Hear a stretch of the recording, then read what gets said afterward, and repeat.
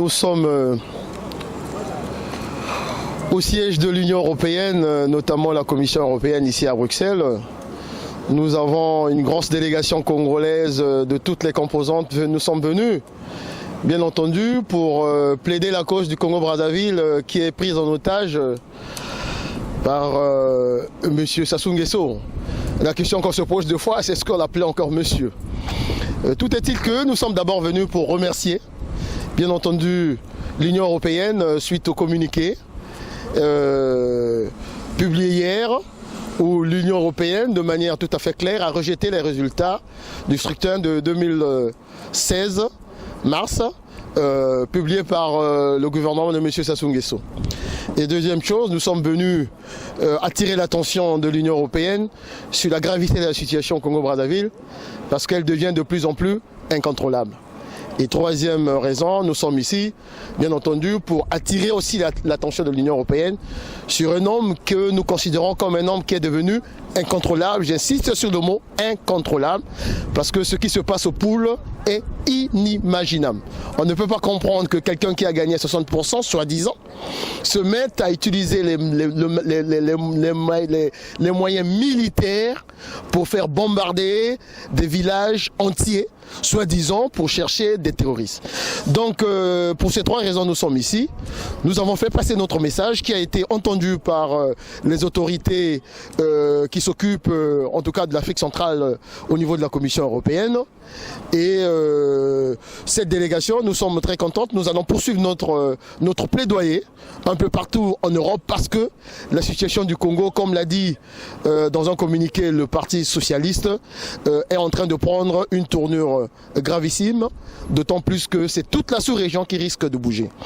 Et à nos compatriotes qui sont à Brazzaville, nous tenons à leur dire qu'on n'a pas oublié leur souffrance. Nous tenons à leur demander et à leur dire de tenir parce que la vérité des urnes, personne ne peut nous l'enlever. M. Sassou a voulu les élections, il a été battu, mais correctement battu, malgré son fichier, malgré sa commission. Donc je tenais à faire passer ce message autant pour la diaspora et autant pour notre peuple qui souffre actuellement et pour demander à la fois à notre peuple, à notre nouvelle majorité républicaine, en tout cas les leaders, de rester soudés. Notre plaidoyer continue, notre combat continue jusqu'à ce que M. Sassou, si la raison l'habite, parte à lui tout seul. Sinon, nous sommes aujourd'hui dans une situation de légitime défense. Nous allons chercher par tous les moyens de le mettre hors d'état de nuire. J'ai fini et je vous remercie. Chers Congolais, je viens de penser aujourd'hui pour mes frères du pool. Cette tragédie aura des conséquences et pourquoi? Par solidarité, nous sommes en train de multiplier les voyages à l'étranger pour asphyxier le pouvoir de Brazzaville sur le plan diplomatique.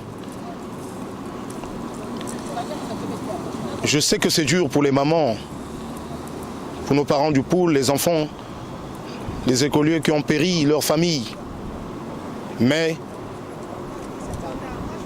c'est aussi l'occasion pour nous d'être solidaires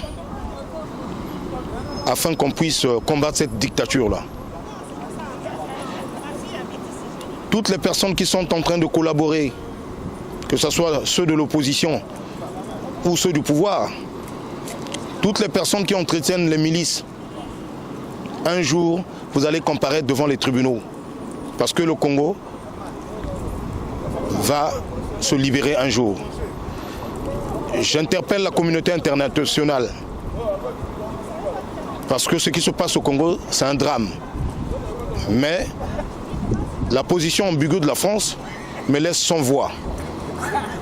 La position ambiguë de la communauté internationale me laisse sans voix. Dans tous les cas, on a pris conscience, même si vous ne venez pas, on va, dans les jours qui suivent, s'attaquer à vos intérêts au Congo. Comme ça, là, ça va vous permettre de voir la réalité en face. J'en ai ainsi terminé.